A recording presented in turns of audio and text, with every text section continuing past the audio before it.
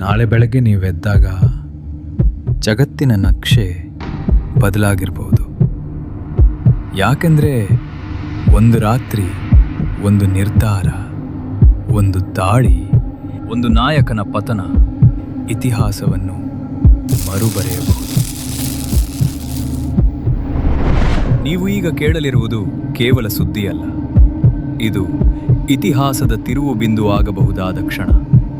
ಇಂತಹ ಆಳವಾದ ಜಿಯೋಪಾಲಿಟಿಕಲ್ ಕಥೆಗಳು, ಮರೆಮಾಚಿದ ಸತ್ಯಗಳು ಮತ್ತು ವಿಶ್ಲೇಷಣೆಗಳನ್ನು ನೋಡಲು ಝೈರೋವೇದ ಚಾನಲ್ ಅನ್ನು ಸಬ್ಸ್ಕ್ರೈಬ್ ಮಾಡಿ. ಇತಿಹಾಸ ಹೇಗೆ ಬರೆಯಲಾಗುತ್ತಿದೆ ಎಂಬುದನ್ನು ನಮ್ಮ ಜೊತೆ ಅನುಸರಿಸಿ.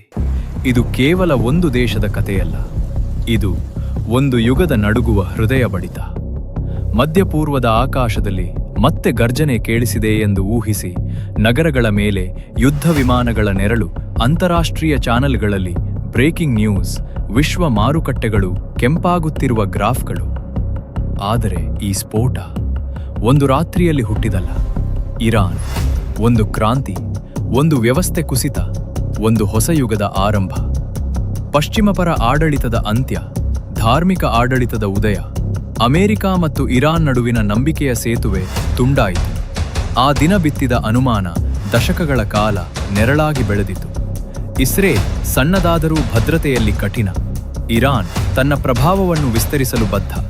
ಲೆಬನಾನ್, ಗಾಜಾ, ಯೆಮೆನ್, ಪ್ರಾಕ್ಸಿ ಜಾಲ, ಆರೋಪಗಳು, ಪ್ರತಿ ಆರೋಪಗಳು, ಮೌನದ ಯುದ್ಧ, ಸೈಬರ್ ದಾಳಿಗಳು, ರಹಸ್ಯ ಕಾರ್ಯಾಚರಣೆಗಳು, ಅಣು ಕಾರ್ಯಕ್ರಮದ ಸುತ್ತ ಜಾಗತಿಕ ಅನುಮಾನ. ಇದು ರಾಜಕೀಯವಲ್ಲ, ಅಸ್ತಿತ್ವದ ಪ್ರಶ್ನೆ. ಮತ್ತೆ ಒಂದು ರಾತ್ರಿ ಸಂಯುಕ್ತ ದಾಳಿ ನಡೆದಿತೆಂದು ವರದಿಗಳು, ಸೈನಿಕ ಮತ್ತು ತಂತ್ರಜ್ಞಾನ ಕೇಂದ್ರಗಳು ಗುರಿಯಾಗಿತೆಂದು ಹೇಳಿಕೆ. ಆಕಾಶದಲ್ಲಿ ಸ್ಫೋಟಗಳ ಬೆಳಕು. ತೆಹರಾನ್ ನಡುಗುತ್ತದೆ. ಮತ್ತೊಂದು ಸಂಚಲನಕಾರಿ ಸುದ್ದಿ, ದೇಶದ ಅಗ್ರ ನಾಯಕನಿಗೆ ಮಾರಕ ದಾಳಿ. ಅಯಾತೊಲ್ಲಾ ಖಮೇನಿ ಇನ್ನಿಲ್ಲ. ಸತ್ಯವೇ? ಮಾಹಿತಿ ಯುದ್ಧವೇ? ಒಳಗಿನ ದ್ರೋಹವೇ? ಅತ್ಯಾಧುನಿಕ ಗುಪ್ತಚರ ತಂತ್ರಜ್ಞಾನವೇ? ಸತ್ಯ ಸಂಪೂರ್ಣವಾಗಿ ಹೊರಬಂದಿಲ್ಲ, ಆದರೆ ಜಗತ್ತು ಈಗಾಗಲೇ ಪ್ರತಿಕ್ರಿಯಿಸಿದೆ. ರಷ್ಯಾ ಖಂಡನೆ, ಚೀನಾ ಶಾಂತಿಯ ಕರೆ, ಯುರೋಪ್ ಎಚ್ಚರಿಕೆ, ಅಮೆರಿಕ ತಂತ್ರಾತ್ಮಕ ಮೌನ. ಇರಾನ್ ಬೀದಿಗಳಲ್ಲಿ ಜನಸಾಗರ, ಶೋಕ, ಕೋಪ ಮತ್ತು ಕೆಲವೆಡೆ ಮೌನದ ನಿರೀಕ್ಷೆ. ಯುವಜನರು ಆರ್ಥಿಕ ಸಂಕಷ್ಟದಲ್ಲಿ ಬಳಲಿದವರು, ನಿಯಂತ್ರಣಗಳಿಂದ ಬೇಸತ್ತವರು. ಇದು ಬದಲಾವಣೆಯ ಆರಂಭವೇ ಅಥವಾ ಅರಾಜಕತೆಯ ಬಾಗಿಲು? ಹಾರ್ಮುಜ್ ಸಂಧಿ, ಜಗತ್ತಿನ ಎಣ್ಣೆಯ 5ನೇ ಭಾಗ ಸಾಗುವ ಮಾರ್ಗ. ಅಲ್ಲಿ ಅಶಾಂತಿ ಸಾಕು, ಎಣ್ಣೆ ಬೆಲೆ ಏರಿಕೆ, ಮಾರುಕಟ್ಟೆ ಕುಸಿತ, ಭಾರತ ಸೇರಿದಂತೆ ಅನೇಕ ರಾಷ್ಟ್ರಗಳಿಗೆ ಆರ್ಥಿಕ ಹೊಡೆತ.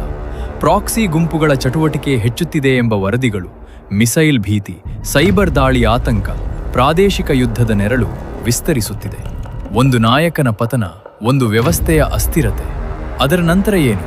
ಸ್ಥಿರತೆ, ಅಧಿಕಾರದ ಒಳಸಂಚು, ಹೊಸ ಸಮತೋಲನ, ಅಥವಾ ಮತ್ತೊಂದು ಭೀಕರ ಸಂಘರ್ಷ?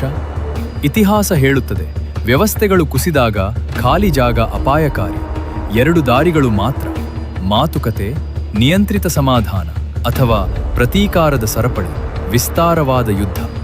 ಪ್ರಶ್ನೆ ಒಂದೇ, ಈ ಬೆಂಕಿ ಶಾಂತವಾಗ್ತದೆಯಾ ಅಥವಾ ವಿಶ್ವನಕ್ಷೆಯನ್ನು ಬದಲಾಯಿಸುವ ಜ್ವಾಲೆಯಾಗುತ್ತದೆಯಾ? ಯುದ್ಧವು ಕೆಲವೊಮ್ಮೆ ಗುಂಡಿನಿಂದ ಆರಂಭವಾಗುವುದಿಲ್ಲ, ಅದು ಅನುಮಾನದಿಂದ ಆರಂಭವಾಗುತ್ತದೆ.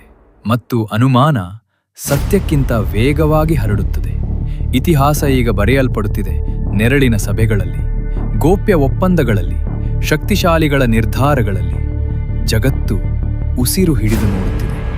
ಮುಂದಿನ ಸ್ಫೋಟ ಆಕಾಶದಲ್ಲೇನಾ ಅಥವಾ ರಾಜಕೀಯದ ಅಂಧಕಾರದಲ್ಲೇನಾ? ಝೈರೋವೇದ ಜೊತೆ ಇತಿಹಾಸದ ಈ ತಿರುವುಗಳನ್ನು ಅನುಸರಿಸಿ.